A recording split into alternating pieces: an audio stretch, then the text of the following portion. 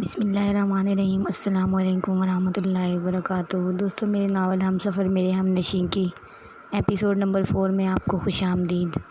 اگر آپ میرے چینل پر نئے ہیں تو چینل کو سبسکرائب کریں اور ساتھ میں لگے گھنٹی کے بٹن کو ضرور دبائیں۔ ویڈیو اچھی لگے تو اسے لائک بھی لازمی کیا کریں۔ ساری رات وہ وقفے سے آنسو بہاتی رہی تھی، ٹھیک سے سو بھی نہیں سکی تھی۔ صبح اٹھی تو سر بھاری بھاری سا ہو رہا تھا۔ بمشکل ہی ایک سوکھا ٹوسٹ اور چائے کی پیالی حلق سے اتاری اور باہر نکل گئی۔ اسٹاپ پر معمول کی ٹھنڈی صبح اتری تھی۔ بینچ پہ وہ سیاہ فام لڑکی ویسے ہی خاموشی سے سیٹ کی جانب دیکھ رہی تھی۔ گود میں سیاہ جلد والی کتاب رکھی تھی اور اس کے سیاہ ہاتھ کے کناروں پہ مضبوطی سے جمے تھے۔ آج وہ قدرے تھکی اور غم زدہ تھی۔ سو جا کر بینچ پر بیٹھ گئی۔ 10 منٹ ہی کاٹے تھے تو اتنا کیا اعتراض برتنا۔ سیاہ فام لڑکی نے ذرا سی گردن اس کی جانب موڑی۔ رات کو ٹھیک سے سوئی نہیں، بس ایسے ہی وہ دوسری جانب دیکھنے لگی۔ سامنے سڑک خالی تھی، دوسری طرف اکا دکا لوگ بس کے منتظر ٹہل رہے تھے۔ لوگوں کی ستائی ہوئی ہو، اس نے چونک کر اسے دیکھا۔ آپ کیسے کہہ سکتی ہیں؟ محتاط انداز میں پوچھا۔ تمہارے چہرے پر لکھا ہے تمہارا دل غمگین اور دل بوجھل ہے۔ تم تکلیف میں ہو اور لوگوں کی باتیں تم سے برداشت نہیں ہوتی، ہے نا؟ معلوم نہیں، اس نے بظاہر لاپرواہی سے شانے اچکائے، البتہ اندر دل زور سے دھڑکا تھا۔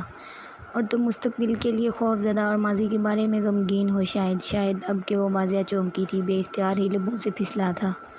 تم اپنا مستقبل اور تمام پریشانیوں کا حل جاننا چاہتی ہو، کچھ ایسا ہو جس سے یہ تمہیں تنگ کرنے والے لوگ تمہارے آگے پیچھے پھرنے لگے، تمہارا محبوب تمہارے قدموں میں آ گرے، مال و دولت تم پر نچھاور ہو جائے، تم سب کو اپنی مٹھی میں کر کے دنیا پہ راج کرو۔ کیا تم یہ نہیں چاہتی؟ ہاں، محمل نے بے بسی سے اسے دیکھا۔ اس کا دل موم کی طرح پگھل رہا تھا۔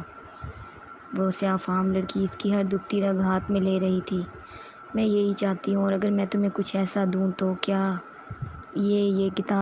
اس نے جھجکتے ہوئے پوچھا۔ اسے لگ رہا تھا وہ زیادہ دیر تک ریسسٹ نہ کر پائے گی۔ ہاں، اگر تم یہ لوگی تو سب تمہاری مٹھی میں آ جائے گا، سب کچھ۔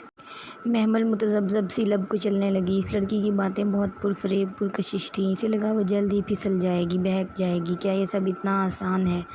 شاید نہیں۔ تمہیں اس کتاب کے عمل میں بہت مشکل لگے گی، مگر ایک دفعہ سیکھ جاؤ گی تو سب آسان ہو جائے گا، زندگی سہل ہو جائے گی۔ اور پھر جن کے لیے تم روتی ہو وہ تمہارے لیے روئیں گے، وہ تمہارے پیچھے آئیں گے۔ بس کا تیز ہارن اسے ماحول میں واپس لایا۔ وہ چونکی اور بیگ کا اسٹریپ کندھے پر ڈالے اٹھ کھڑی ہوئی۔ 10 منٹ ختم ہو چکے تھے، میری بس۔ وہ تیز قدم اٹھاتی بس کی جانب بڑھی۔ دل ابھی تک زور زور سے دھک دھک کر رہا تھا۔ محبوب قدموں میں، لوگ مٹھی میں، دولت نچھاور اور دنیا پر راج۔ کیا یہ سب ممکن تھا؟ اور وہ اس کے کہے گئے الفاظ پر سارا راستہ غور کرتی رہی تھی، لیکن پھر بار بار خود کو جھڑک دیتی۔ یہ کالے علم، سفلی علم، جادو ٹونے، چلے وغیرہ برے کام تھے، اسے ان میں نہیں پڑھنا چاہیے، اسے ایسا سوچنا بھی نہیں چاہیے۔ کالج کی دروازے پر اترتے ہوئے اس نے فیصلہ کر لیا تھا کہ وہ آئندہ اس سیاہ فام لڑکی کے قریب بھی نہیں جائے گی، بینچ پر بیٹھے گی، نہ ہی اس سے بات کرے گی۔ اسے ڈر تھا کہ اگر اس نے ایک بار پھر اس کی بات سن لی تو شاید وہ اسے قبول کر کے کسی ایسے گمنام رستے پر نکل پڑے جہاں سے واپسی کا سفر ناممکن ہو۔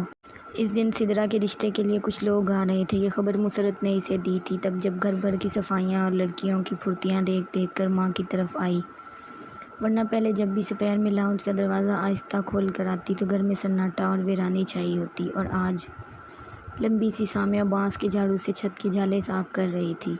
سدرا ڈرائنگ روم کی ڈیکوریشن کو از سرنو ترتیب دے رہی تھی۔ ندا ماں کے سر پر کھڑی لان کی صفائی میں مشغول تھی تو مہتاب تائی سے سر ہلاتی کچھ بات سن رہی تھی۔ ایک آرزو ہی تھی جو ٹیرس پہ ٹانگ رکھے بیٹھی، کانوں میں واک مین لگائے کسی میگزین کے ورق الٹ رہی تھی، بے پرواہ، بے نیاز اور مغرور۔ شکر کہ خوبصورت نہ تھی، ورنہ شاید وہ آسمان سے نیچے ہی نہ اترتی۔ رشتہ سدرا کا ہے اور یہ خود غرض خاندان سارا کا سارا لگا ہوا ہے، مطلب آہستہ بولو۔ مسرت نے گھبرا کر ادھر ادھر دیکھا، پھر آہستہ سے بتانے لگی، دراصل بھابھی بیگم کا محض اندازہ ہے کہ رشتہ سدرا کا ہی ہوگا۔ نعمان بھائی کی بیگم نے خصوصاً کسی کا نام نہیں لیا، سو فضا کو شاید کوئی امید ہو۔ نعمان بھائی کون؟ تمہارے ابا کے دور کے رشتہ دار ہیں۔ ان کا بیٹا فرقان ایروناٹیکل انجینئر ہے، بہت اچھا گھرانہ ہے، اور ایک بیٹی ہے، شادی شدہ، آسٹریلیا میں رہتی ہے۔ بیگم نعمان نے کسی کے ذریعے کہلوایا ہے، اور یہ ساری لڑکیاں اسی امید پر لگی ہوئی ہیں کہ شاید ان کا رشتہ ہو جائے۔ واٹ ربش! وہ مسکرانا ہنس کر کمرے کی طرف چل دی۔ شام میں مسرت نے اسے کچن میں مدد کے لیے بلوا لیا تھا۔ اچار، گوشت، بریانی، سیخ کباب، فرائیڈ مچھلی، اور کیا کچھ کریں گی آپ؟ وہ برتنوں کے ڈھکن اٹھا کر جھانکتے ہوئے پوچھ رہی تھی۔ یہ سب تو تیار ہیں، تم میٹھے میں 2 چیزیں اور رشین سیلڈ بنا دو اور چائے کے ساتھ سنیکس بھی، چائے بھی اور کھانا بھی۔ وہ کمر پر ہاتھ رکھ کے حیرت سے بولی، اتنا سب کچھ لیے؟ اتنا کال تھا سدرا باجی کے رشتوں کے لیے؟ آہستہ بولو، میں کسی سے ڈرتی تھوڑی ہوں، ابھی جا کر منہ پر بھی بول سکتی ہوں، اور تمہارے اس کہنے پر باتیں مجھے سننی پڑتی ہیں میمل۔ وہ تھکن سے آرزدہ سی بولی تو وہ خاموش سی ہو گئی، پھر وہ دوپٹے کی گرہ کس کر جھک گئی۔ چائے کی ٹرالی اس نے بہت اہتمام اور محنت سے سجائی تھی۔ اس وقت بھی وہ پنجوں کے بل بیٹھی ٹرالی کے نچلے حصے میں پلیٹیں سیٹ کر رہی تھی جب تائی مہتاب کچن میں کچھ کہتی ہوئی داخل ہوئی۔ سدرا ان کے پیچھے تھی۔ سب تیار ہے جی؟ اس نے بیٹھے بیٹھے گردن اٹھائی۔ مہتاب تائی قدرے عجلت میں نظر آ رہی تھی۔ ٹھیک ہے سدرا، تم یہ لے جاؤ، اور مٹھائی کدھر ہے؟ میرا خیال ہے چائے کے بعد ہی بات پکی کر دیتے ہیں، مٹھائی تب تک سیٹ کر لینا۔ وہ تو رشتہ مانگنے آئی ہیں، بات اتنی جلدی پکی کر دیں گی؟ وہ حیرانی سے ہاتھ جھاڑتی کھڑی ہوئی، اور تائی بھی کسی اور موڈ میں تھی، سو بتانے لگی، ہاں تو مزید کیا انتظار؟ لڑکا اتنا اچھا اور خوش شکل ہے، اور پھر ہمارے پاس کوئی کمی تھوڑی ہے۔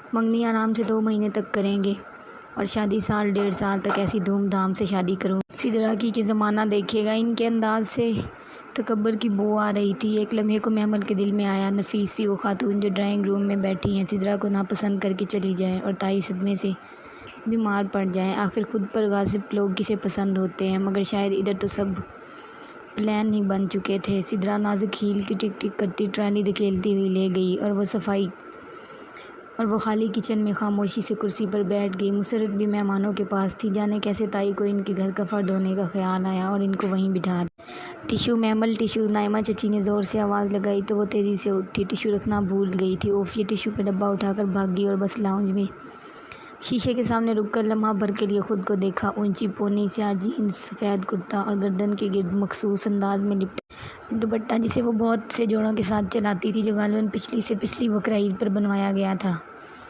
جو ابھی تک خاصا گھس چکا تھا۔ خیر کون سا میرے رشتے کے لیے آئے ہیں؟ شانے اچکا کر وہ ڈرائنگ روم کی طرف بھاگی تھی۔ نفیس اور باوقار بیگم نعمان بڑے صوفے پر بڑی تکلف سے بیٹھی مسکراتے ہوئے تائی مہتاب کی باتیں سن رہی تھی۔ اسے آتا دیکھ کر قدرے خوش دلی سے اٹھ کھڑی ہوئی۔ محمل بیٹا آپ اب آئی ہو؟ کب سے پوچھ رہی تھی تمہاری تائی سے۔ وہ ایک دم سے گڑبڑا سی گئیں، لیکن سنبھل کر آگے بڑھ کے ملی۔ السلام علیکم۔ وعلیکم السلام۔ اتنی دیر سے پوچھ رہی تھی تمہارا وہ میں؟ ہاں آئی نو بیٹا، تم اس اہتمام میں لگی ہوئی تھی، مجھے یاد ہے جب میں کریم بھائی کی عیادت کے لیے آئی تھی، اس اکیلی بچی نے سارا کھانا بنایا تھا۔ وہ اسے پاس بٹھاتے پیار سے دیکھتے 2 برس پرانی بات دہرا رہی تھی۔ وہ گھبرا کر کبھی تائی کے تنے نقوش دیکھتی تو کبھی سدرا کی متغیر ہوتی رنگت کو۔ وہ تو بس ٹیشو دینے آئی تھی، پھر اتنا استقبال؟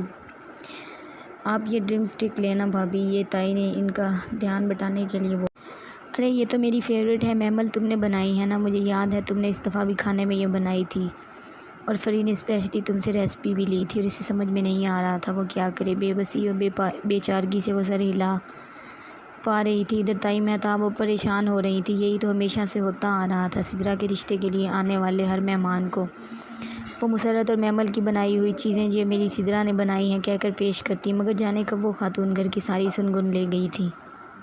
بس بھابھی، لڑکیاں ماشاءاللہ سبھی سگڑ ہیں ہمارے گھر میں۔ فضا چچی نے بظاہر مسکرا کر بات سنبھال لی، مگر قدرے بے چین وہ بھی تھیں، کہیں کچھ بہت غلط تھا جی؟ مگر یہ سب تو سدرا نے بنایا ہے، بیچاری صبح سے لگی ہوئی تھی۔ مسرت نے جلدی سے کہا، جی جی تائی مہتاب نے تائید کی۔ جاری ہے دوستو اگر آپ کو ویڈیو پسند آئے تو ویڈیو کو لائک بھی لازمی کیا کریں۔ اگر آپ میرے چینل میزاب انفو پر نئے ہیں تو میرے ناول میرے ہم سفر میرے ہم نشیں کی بقیہ ایپیسوڈ آپ کو میرے اسی چینل پر مل جائیں گے۔